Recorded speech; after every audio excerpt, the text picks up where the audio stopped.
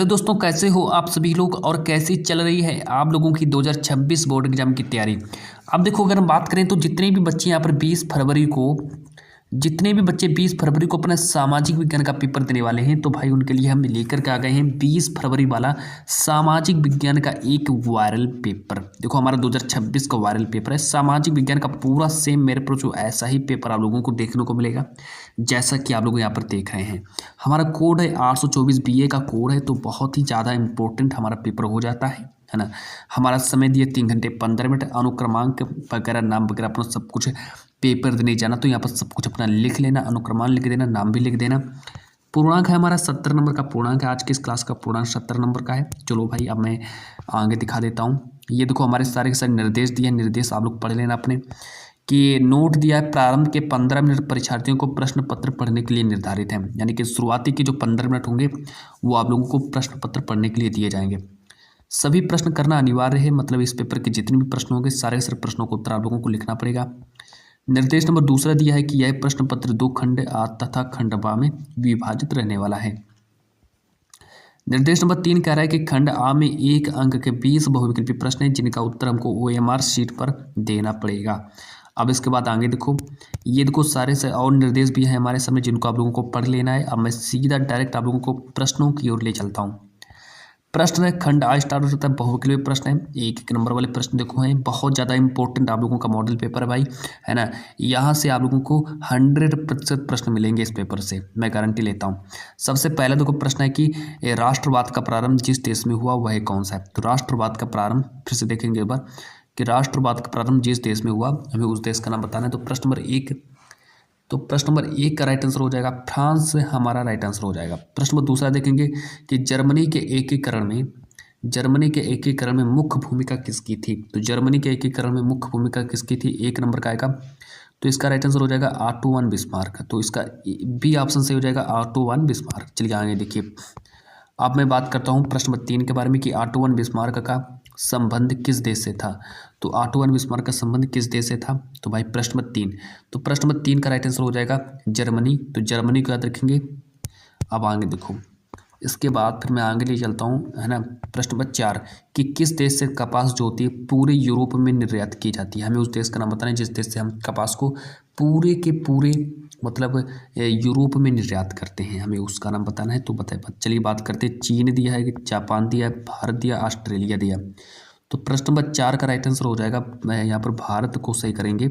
अब आगे देखो प्रश्न नंबर 5, निम्नलिखित राज्यों में से कौन से राज्य में खनिजों और कोयले के प्रचुर भंडार पाए जाते हैं। कोयले और खनिजों के प्रचुर भंडार किस राज्य में पाए जाते हैं। तो प्रश्न नंबर 5 हमारा हो जाएगा, देखो 1 नंबर का पेपर में आएगा। तो प्रश्न नंबर 5 का जो राइट आंसर हो जाएगा झारखंड को सही करेंगे भाई, बी ऑप्शन इसका सही हो जाएगा। अब देखो प्यारे बच्चों, लिख चलते हैं प्रश्न नंबर 6 की ओर कि निम्नलिखित में से किसकी अधिक मात्रा जलोढ़ मिट्टी में पाई जाती है। किसकी अधिक मात्रा जलोढ़ मिट्टी में पाई जाती है, 1 नंबर का आएगा। पोटास दिया, चूना दिया है, फास्फोरस दिया, ये सभी। तो जलोढ़ मिट्टी में किसकी मात्रा सबसे अधिक होती है। तो प्यारे बच्चों, सब कुछ जलोढ़ मिट्टी में पाया जाता है, फास्फोरस, पोटास, चूना, ये सब जलोढ़ मिट्टी में ही पाया जाता है। तो आप लोगों का डी ऑप्शन सही हो जाएगा इसका। अब प्रश्न नंबर 7 देखेंगे कि भारत की सर्वाधिक उपजाऊ मृदा क्या होती है। 1 नंबर का आएगा कि भारत की सर्वाधिक उपजाऊ मृदा क्या होती है। जलोढ़ मिट्टी दिया है, लेटराइट मिट्टी दिया है, लाल मृदा दिया है, पर्वतीय मृदा दिया है। तो भारत की सर्वाधिक उपजाऊ मृदा क्या होती है। प्रश्न क्वेश्चन नंबर 7 है, क्वेश्चन नंबर 7 का राइट आंसर हो जाएगा जलोढ़ मृदा। जलोढ़ मृदा को सही करेंगे, हमारी सबसे उपजाऊ मृदा होती है। अब आगे देख लो, प्रश्न नंबर 8 देखो, हमसे कह रहा है कि निम्न में से कौन प्राकृतिक उपहार है। 1 नंबर का है, प्राकृतिक उपहार कौन सा हो जाएगा। श्रम दिया है, भूमि दिया है, पूंजी दिया है, संगठन दिया है, ये हमारे 4 ऑप्शन है, लेकिन इसका जो राइट आंसर हो जाएगा क्वेश्चन नंबर 8 का जो राइट आंसर हो जाएगा, क्वेश्चन नंबर 8 का राइट आंसर हो जाएगा भूमि जो है मेरा एक प्राकृतिक उपहार है, मतलब इसको हमें प्राकृतिक से मिला। अब नेक्स्ट क्वेश्चन नंबर 9, निम्न में से कौन सा राज्य कपास का उत्पादक क्षेत्र है। कपास का उत्पादक क्षेत्र राज्य कौन सा है। तो इसका राइट आंसर हो जाएगा, ए ऑप्शन सही करेंगे, गुजरात इसका राइट आंसर हो जाएगा। चलो आगे देखो, क्वेश्चन नंबर 10 के बारे में बात करते हैं कि ग्रीन इंडिया मिशन का उद्देश्य निम्नलिखित में से क्या था? ग्रीन इंडिया मिशन का उद्देश्य निम्नलिखित में से क्या था, ये हमसे पूछा गया। वन संरक्षण है कि पेड़ पौधों की सुरक्षा की, जलवायु परिवर्तन की, यहाँ पर तापमान में कमी। तो प्रश्न नंबर 10 हो गया हमारा। प्रश्न नंबर 10 का राइट आंसर हो जाएगा जलवायु परिवर्तन, यानी कि सी ऑप्शन इसका सही करेंगे। अब आगे देखो प्रश्न क्वेश्चन नंबर 11, सरकार के अभिन्न अंग क्या होते हैं? तो भाई सरकार के अभिन्न अंग, सरकार का कौन सा अंग होता है? व्यवस्थापिका दिया, कार्यपालिका और न्यायपालिका, ये सारे के सारे सरकार के अंग होते हैं, यानी कि इसका डी ऑप्शन इसका सही हो जाएगा। देखो एक नंबर वाले प्रश्न है। इसके बाद चलो मैं ले चलता हूँ आगे क्वेश्चन नंबर जो मेरा अगला है next question number 12। Question number 12 के बारे में बात करते हैं कि भारत में प्रोजेक्ट टाइगर की शुरुआत की गई, तो कब की गई थी? एक नंबर का आएगा वर्ष 1973, इसका राइट आंसर हो जाएगा। तो क्वेश्चन नंबर 13, निम्नलिखित में से कौन सी बागानी फसल है? बागानी फसल कौन सी है? तो बताना है बागानी फसल कौन सी है। एक नंबर का आएगा यहाँ पर देखो, इसका राइट आंसर हो जाएगा कहवा, सी ऑप्शन इसका सही हो जाएगा। क्वेश्चन नंबर 14 के बारे में बात करते हैं कि आग्नेय चट्टान में पाए जाने वाला खनिज कौन सा है? तो एक नंबर का आएगा कि आग्नेय चट्टानों में कौन सा खनिज पाया जाता है ना। तो प्रश्न नंबर 14 का जो राइट आंसर हो जाएगा, प्रश्न नंबर 14 का राइट आंसर हो जाएगा जस्ता। तो जस्ता हमारा बी ऑप्शन इसका सही हो जाएगा। चलो मैं ले चलता हूँ आगे क्वेश्चन नंबर 15 की ओर। क्वेश्चन नंबर 15 देखो यहाँ पर लिखा है कि निम्नलिखित में से कौन ऊर्जा का संसाधन नहीं, ऊर्जा संसाधन कौन सा नहीं है? जल दिया है, पेट्रोलियम दिया है, कोयला दिया है, मैग्नीज दिया है, ये हमारे चार ऑप्शन है। लेकिन प्रश्न नंबर 15 का जो राइट आंसर हो जाएगा, प्रश्न नंबर 15 का जो राइट आंसर हो जाएगा मैग्नीज, यानी कि इसका डी ऑप्शन सही हो जाएगा। डी ऑप्शन को सही करेंगे प्यारे बच्चों। अब नेक्स्ट प्रश्न हम देखेंगे, प्रश्न नंबर अगला प्रश्न नंबर 16 को देखेंगे। तो भाई चलिए प्रश्न नंबर हम यहाँ पर स्टार्ट करने वाले हैं प्रश्न नंबर 16 को। अच्छा देखो प्रश्न नंबर 16 जो है पेपर में एक नंबर का आएगा कि सूती वस्त्र उद्योग संबंधित है। सूती वस्त्र उद्योग किससे संबंधित है? कृषि से संबंधित है कि बागवानी से संबंधित है? इसके बाद फिर अगर हम आगे बात करते हैं कि वृक्षारोपण से संबंधित है कि खनन से संबंधित है ना। तो प्रश्न नंबर 16 का राइट आंसर क्या हो जाएगा? 16 का राइट आंसर हो जाएगा सूती वस्त्र जो मेरा कृषि से संबंधित हो जाएगा। अब चलो आगे ले चलता हूँ, क्वेश्चन नंबर नेक्स्ट देखेंगे। क्वेश्चन नंबर 17 को देखने वाले हैं हम लोग कि क्वेश्चन नंबर 17 जो कि हम लिखा है कि निम्न में से कौन सा शब्द दो या दो से अधिक देशों के व्यापार को दर्शाता है? हमें बताना है कि ऐसा कौन सा शब्द है जो कि दो या दो से अधिक देशों के व्यापार को दर्शा देता है। तो भाई बताइए। एक नंबर का आएगा आंतरिक व्यापार है कि बाहरी व्यापार है कि अंतर्राष्ट्रीय व्यापार है कि स्थानीय व्यापार है। तो क्वेश्चन नंबर 17 का जो राइट आंसर हो जाएगा यहाँ पर अंतर्राष्ट्रीय व्यापार को सही करेंगे। सी ऑप्शन इसका सही हो जाएगा। चलो आगे देखो बात करते हैं कि क्वेश्चन नंबर 18 के बारे में।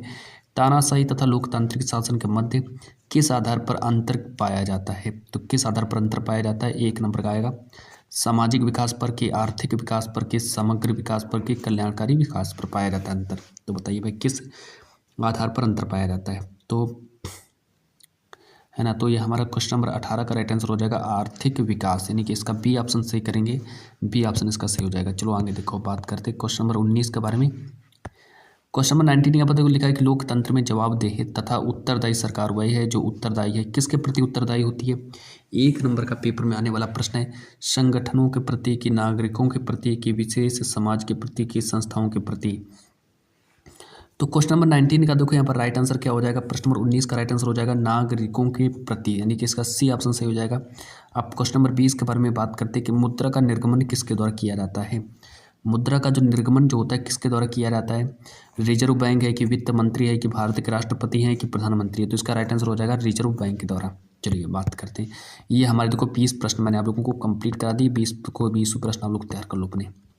अब यहाँ से तो मेरा स्टार्ट हो जाता है खंड बा हमारा वर्णात्मक प्रश्न, जितने भी लघु उत्तरीय प्रश्न होंगे, यानी कि 4 नंबर के और 6 नंबर के प्लस साथ में हमारा मानचित्रकार भी होगा, यानी कि ये 6 4 10 50 नंबर का हमारा वर्णात्मक प्रश्न यहाँ से 50 नंबर मेरे यहाँ से पक्के होने वाले हैं।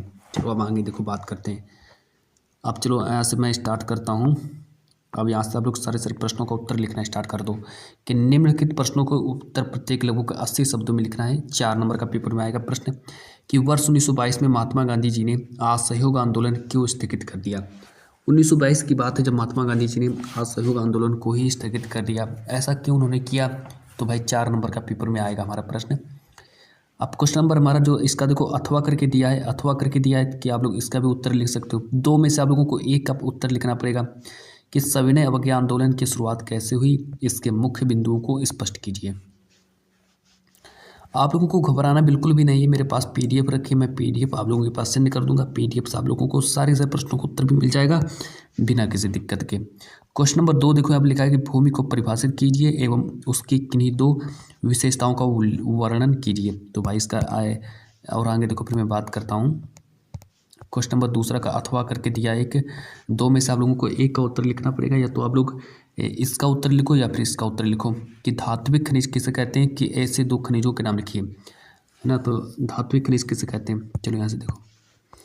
अब यहाँ पर एक तो क्वेश्चन नंबर 3 को देखेंगे, भारत के आर्थिक विकास में सड़क परिवहन के किन्हीं 3 योगदानों को स्पष्ट कीजिए। तो किन्हीं 3 योगदानों को हमें स्पष्ट करना, 4 नंबर का पेपर में आने वाला प्रश्न है। अथवा करके लिखा है कि पाइपलाइन परिवहन किसे कहते हैं, इसके 2 महत्व बताइए। यानी कि पाइपलाइन परिवहन किसे कहते हैं, इसके 2 महत्व बताने। चलो आगे देखो फिर हम बात करते हैं नेक्स्ट क्वेश्चन नंबर 4 के बारे में। लोकतंत्र के प्रत्यक्ष एवं अप्रत्यक्ष प्रकार को संक्षेप में प्रस्तुत कीजिए। तो भाई 4 नंबर का आएगा, है ना। 4 नंबर अथवा करके दिया, उपभोक्ता संरक्षण अधिनियम 1986 पर संक्षिप्त टिप्पणी लिखिए। तो इतना हमारा कंप्लीट हो जाता है। अब देखो यहाँ से हमारा वर्णनात्मक सेकंड बन जाता है, विस्तृत उत्तरी प्रश्न यहाँ से हमारे स्टार्ट हो जाते हैं। तो ये देखो हमारा यहाँ से विस्तृत उत्तरी प्रश्न यहाँ पर लिखा है, सबसे ऊपर ही लिख दिया है कि निम्न प्रश्नों को उत्तर प्रत्येक लगभग आप लोगों को 150 शब्दों में सारे प्रश्नों को उत्तर लिखने पड़ेंगे। कि इटली के एकीकरण में महत्वपूर्ण भूमिका निभाने वाले 3 नेताओं के नाम लिखिए। तो भाई 3 नेताओं के नाम लिखना है। 4 नंबर का 6 नंबर का पेपर में आएगा। अथवा करके दिया है कि महात्मा गांधी ने असहयोग आंदोलन कब चलाया था, इसके 2 मुख्य कारण भी बताने हैं। अब आगे देखो, ये सारे प्रश्न आप लोग तैयार कर लो। दूसरा प्रश्न है मेरा कि भूमि सुधार से आप क्या समझते हैं, भारत में भूमि सुधार के उद्देश्य तथा 2 कार्यक्रम बताइए। अथवा करके लिखा है, 6 नंबर का आएगा कि भारत में पाई जाने वाली फसलों पर एक लेख लिखना है।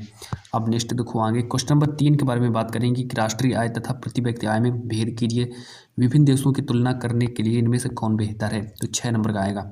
अथवा करके लिखा है, केंद्रीय सरकार और राज्य सरकारों के बीच विधायी शक्तियों का 3 हिस्सों में वर्गीकरण कीजिए। तो भाई वर्गीकरण करना है, मतलब सबका में 3 हिस्सों में वर्गीकरण करना है। और इसके बाद चलो मैं आगे ले चलता हूँ आप लोगों को। तो प्यारे बच्चों आप लोग इनका स्क्रीनशॉट कर लो, है ना, स्क्रीनशॉट कर लो इन सभी प्रश्नों का। या फिर मेरे पास लास्ट प्रश्न है एक और है कि उपभोक्ताओं का शोषण किस प्रकार किया जाता है, उदाहरण देकर स्पष्ट करना है। 6 नंबर का आएगा। अथवा करके लिखा है कि विदेश व्यापार विभिन्न देशों के बाजारों के एकीकरण में किस प्रकार मदद करता है, संक्षेप में बता। तो भाई चलिए यहाँ से देखो आप लोगों को मैंने लघुत्तरी प्रश्न, दीर्घ प्रश्न बता दिए। अब नेक्स्ट आप लोगों का बन जाता है मानचित्र संबंधी प्रश्न। तो मानचित्र वाले प्रश्न मैं आप लोगों को समझा देता हूँ, जिसमें देखो आप लोगों का हिस्ट्री से आप लोगों के 5 प्रश्न आएंगे, जियोग्राफी से 5 प्रश्न आएंगे, यानी कि 10 नंबर का मानचित्रकार भी पूछा जाएगा। चलिए भाई मानचित्रकार वाले प्रश्न देख लो, आप लोग इनका स्क्रीनशॉट कर लो। पहले यहाँ पर स्क्रीनशॉट मारो, अब यहाँ पर देख लो, है ना। तो इतना आप लोगों को समझ में आ गया, मैंने आप लोगों को दिखा दिया। तो भाई ये था आप लोगों का सामाजिक विज्ञान का एक वायरल पेपर, है ना, जो कि मैंने आप लोगों को पूरा का पूरा सॉल्व कराया। चलिए भाई जब तक के लिए मैं आज की क्लास को यहाँ पर एंड करता हूँ।